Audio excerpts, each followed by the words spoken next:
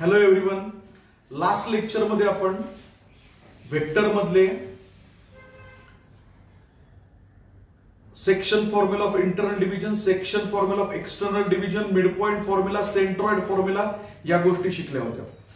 आज आपण तितकाच इम्पॉर्टंट असलेला व्हॉल्यूम ऑफ पॅरलोपिपेट आणि व्हॉल्यूम ऑफ टेट्राहेड्रॉनचा थेरम बघणार आहोत. हा परीक्षेला खूप इम्पॉर्टंट आहे.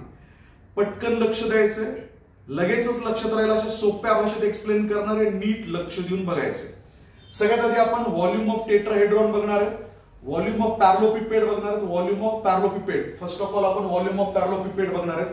हा पॅरलोग्राम सगळीकडून जोडून तयार झालेला पॅरलोपिपेट आहे. त्याच्यामध्ये बेस हा पॅरलोग्राम आहे, ही हाईट आहे एपी. डायग्राम नीट लक्ष द्यायची आहे.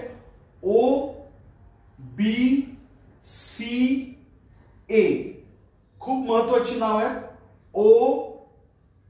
ओ पासून बी कडे, ओ पासून सी कडे, ओ पासून ए कडे हे को टर्मिनस एजेस. यालाच फक्त आपण बार मध्ये नाव दिलेलं आहे. ए बार, बी बार आणि सी बार.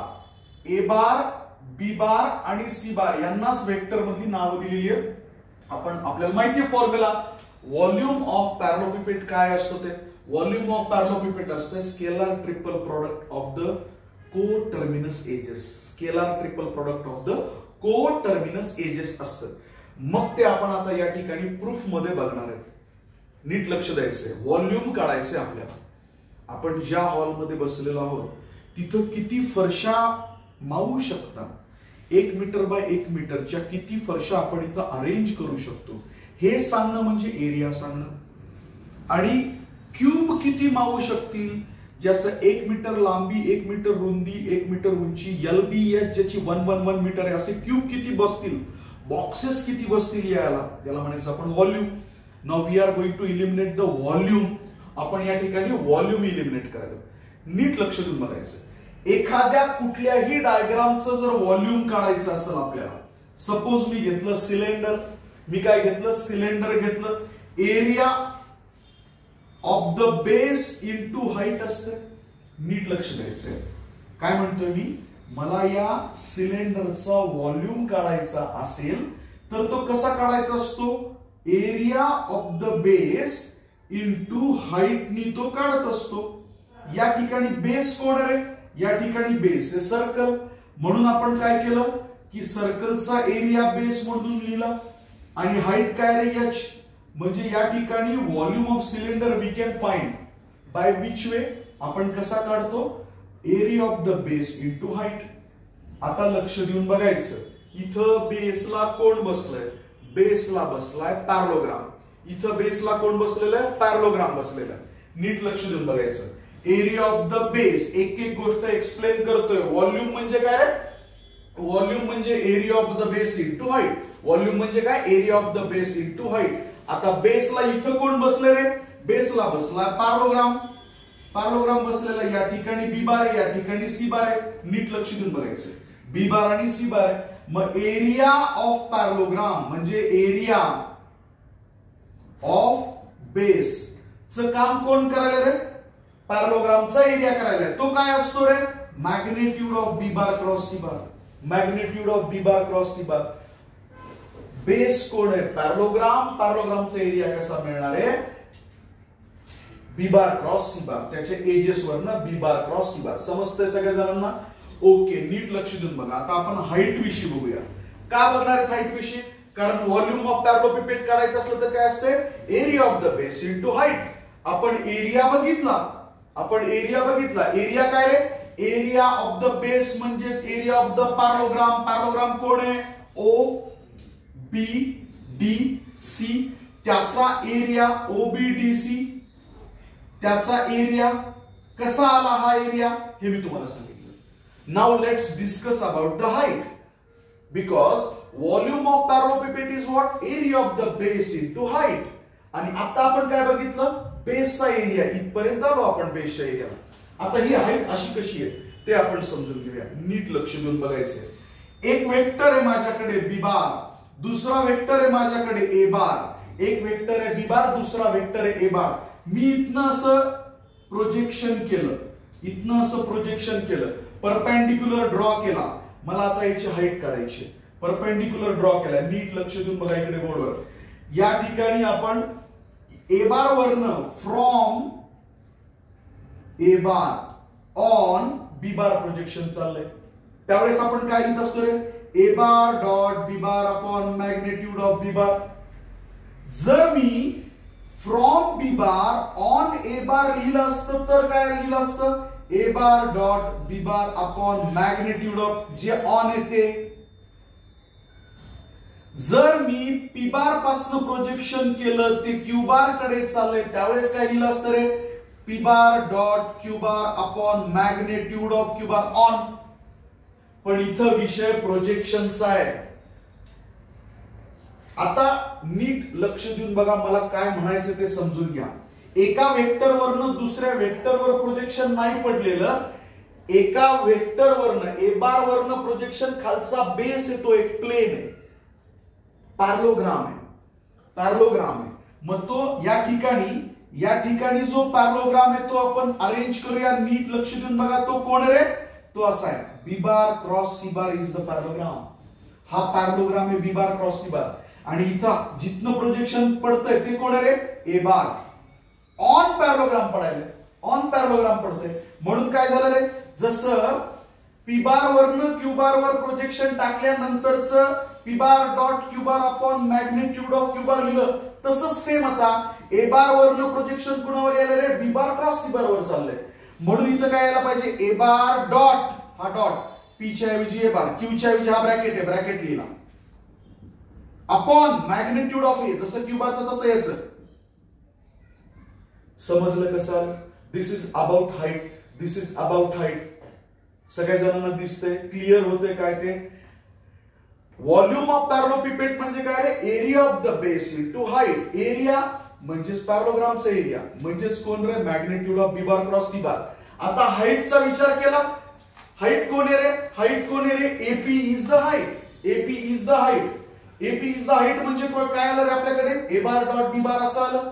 त्याच्यावरनं आपण या ठिकाणी डॉट प्रोडक्ट घेतलाय कोणाचा, ए बार डॉट बी बार. इथे लिहिताना जरी असं लिहिलं असलं, we can write it to the left also, असं लिहिलं तरी पण चालतंय, काय फरक नाही पडत. आणि याचा मॅग्नेट्यूड. आता हा पार्ट आणि हा पार्ट कॅन्सल होणार आहे, म्हणजे काय राहणार आहे रे, A bar dot B bar, याचाच A bar dot B bar cross C bar, याचाच अर्थ स्केलर ट्रिपल प्रोडक्ट, याचाच अर्थ स्केलर ट्रिपल प्रोडक्ट. म्हणजे आपल्याला एवढं लिहायचं, this is what, this is about the volume of parallelepiped. इथं हा थेरम आपला संपतो. Okay, let's start about area of tetrahedron. Area of tetrahedron काढायचं असेल सेम, पण नीट लक्षात घ्यायचं. आधी आपण काय बघितलं होतं, सिलेंडरचा जेव्हा एरिया व्हॉल्यूम काढत होतो, सिलेंडरचा व्हॉल्यूम काढत होतो, तेव्हा आपल्या सिलेंडरचा जो बेस आहे आणि जो अप्पर मोस्ट सरफेस आहे तो असा सेम होता, सेम. त्याच्यामुळे आपण काय म्हणलं, area of base into height असं म्हणलं होतं. Area of the base into height असं म्हणलं होतं. मग तो area of the base pi R square आला होता, हाईट आली होती एच, असं आपण लिहिलं होतं. इथं याचा बेस आणि अप्पर मोस्ट फेस सेम आहे, या ठिकाणी मात्र तसं नाहीये. आता हे असं होणार आहे, असं होणार आहे, असं निमुळत होणार आहे. म्हणून आपल्याला व्हॉल्यूम काढत असताना 1/3 घ्यायचंय, व्हॉल्यूम काढत असताना 1/3 घ्यायचंय. या ठिकाणी आपल्याकडे area of the base into height काढत असताना आपल्याला या ठिकाणी 1/3 इन्क्लूड करावं लागणार आहे. Volume of tetrahedron is equal to 1/3 area of the base into height करणार आहेत आपण. या ठिकाणी एरिया ऑफ द ट्रायंगलच्या आधी हे 1/3 ऍज इट इज. आता इथं बेसला कोण आहे रे, एरिया ऑफ द ट्रायंगल आहे. तिथं बेसला पॅरलोग्राम होता, इथं बेसला ट्रायंगल आहे. त्याचा एरिया काढत असताना कसा येतो ते आपण समजून घेऊया. नीट लक्ष देऊन बघा. एरिया ऑफ द बेसचं काम कोण करायलंय, ट्रायंगल करायलंय. ट्रायंगल करतंय, इथं ओ आहे, इथं बी आहे, इथं सी बार आहे, इथं बी बार आहे, सी बार आहे. Area of the triangle is equal to 1/2 into B bar cross C bar असं आपण लिहित असतो magnitude of B bar cross C bar. What is this? This is the area of the triangle. Area of the triangle which is the base now in tetrahedron, जो की base आहे tetrahedron मधला. समजतंय का? बेसचा एरिया कसा आहे? 1/2 into magnitude of B bar cross C bar. हे काय रे? Area of the base. We discuss about the area of the base. इथं आपल्याला असलेला 1/3 वेगळा आणि इथलं 1/2 असा आपल्याला ऍड करायला पाहिजे. असं आपल्याला इथं ऍड करायला पाहिजे. हा काय? 1/2. का बरं? ट्रायंगलचा आहे म्हणून. आधी कोणाचा होता? आधी होता पॅरलोग्रामचा, म्हणून 1/2 नव्हता. आता ट्रायंगल आलाय म्हणजे 1/2 यायला पाहिजे. या दोघा जणांचं मल्टिप्लिकेशन होऊन इथे आपल्याला 1/6 मिळणार आहे. या दोघा जणांचं मल्टिप्लिकेशन होऊन आपल्याकडे 1/6 येणार आहे, जे की आपण व्हॉल्यूम ऑफ टेट्राहेड्रॉन मध्ये शॉर्टकट मध्ये लिहिलंय, लक्षात घ्या. 1/6 व्हॉल्यूम ऑफ टेट्राहेड्रॉन मध्ये आपल्याला काय मिळणार? 1/6 into scalar triple product of A bar B bar C bar.